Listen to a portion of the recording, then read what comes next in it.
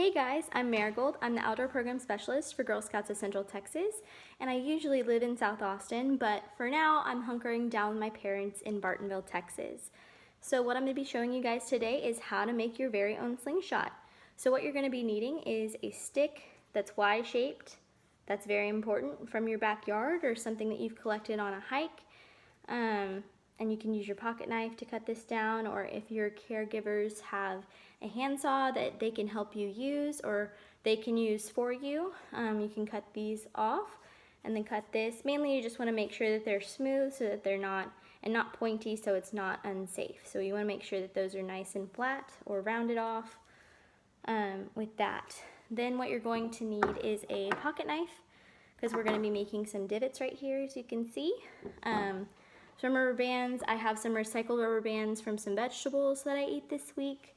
Some rubber bands that I found around my house. And then you're going to need some scissors and some kind of fabric. I have old jeans that I cut up a couple years ago and just kept the fabric from.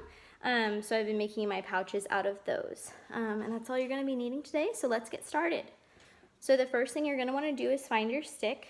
You want to make sure that what's going to be your handle is nice and smoothed out. I had a little branch on mine, so I went ahead and cut that off with my pocket knife and kind of smoothed it out so that way it feels good in my hand. And then you also want to round off the edges like we said earlier. If you guys have sandpaper, you can sand it down. I just left mine raw because it doesn't really matter. It doesn't need to look good as long as it works. So this is what we're working with, all right? I'm gonna grab my pocket knife, and with adult supervision, you guys can do this.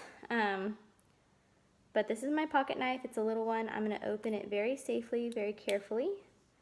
And whenever you're making your notches on here, you always want to cut away from you. So I've already made my notches, but I'm just going to show you guys how you can do this. I use my thumb a little bit on the thick end of the knife and push and just kind of curve upward away from me. And that's how I make the little notch. I'm not worried about these. If I want to, I can cut them off just by kind of sawing a little bit with my pocket knife. Just make sure that you're not pointing the knife towards you. Or you can just set your knife down and pick them off. And that totally works. So now I have the two divots right here. You want to do them about 3/4 of an inch from the top on either side and make sure that they are pretty much level. Alright, so now what I'm going to do is I'm going to put this down for a little bit, and I'm going to grab my pouch. Now this is just the little square of fabric that I cut out of those jeans that I had. If you are using jeans, that's great. You just want it to be some kind of really sturdy fabric. It can have a little give in it, but you just want it to make sure that it's not going to like fall apart on you or rip. So what I'm going to do is I'm going to fold the end just a little bit like that. And I'm going to cut a little tiny hole along that. So as you can see, I have that little fold. I'm cutting just a tiny bit and making a hole. Now I'm going against the grain whenever I cut that hole, because if I cut with the grain, it's just going to rip all the way down. So it's very important to go against the grain of the fabric with these cuts. Right in the center, just a little tiny one to make a nice little hole. So as you can see on those, there is a hole right there.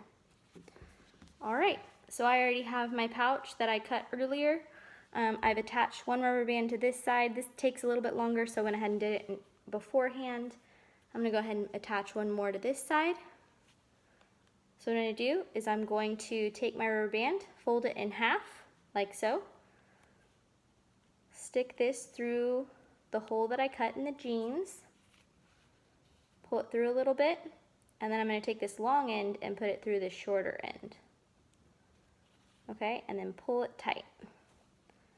So that takes a little bit of finagling, but you got this, and you got time, so just take your time and make sure that that pouch is nice and secured and tight. Alright, there's your pouch. Now we're going to attach the rest of the rubber bands to this. I'm going to use my vegetable rubber bands that I had. So same thing, fold in half, put it through a rubber band, long end through the short end and pull it tight. And that creates kind of a fusion here. Now it can get kind of wound up in here, so you just kind of want to make that go out. If you don't, not a big deal. It can just make it a little harder to shoot because it'll get all springy. But that's pretty much it for that. And same thing on the other side.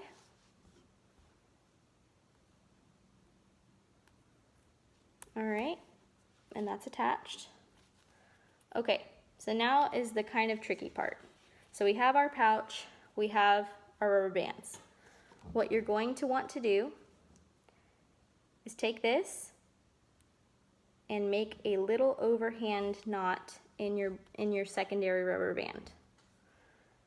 Okay, and you want it to not be that big of a loop outside of it, because this is what's going to go over the top of your slingshot.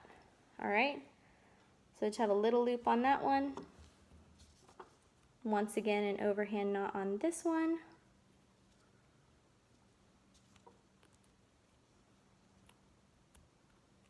And it's always good to get super adult help on that too, because knots can be hard on rubber bands. So now I have two sides of rubber bands that have a little bit of a loop on them. And the smaller you can get those loops, the better, because what they're going to do is go over the top of your slingshot. All right.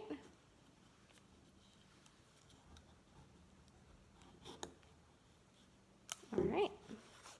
There's one. One's attached right in that notch on our slingshot. And then the other.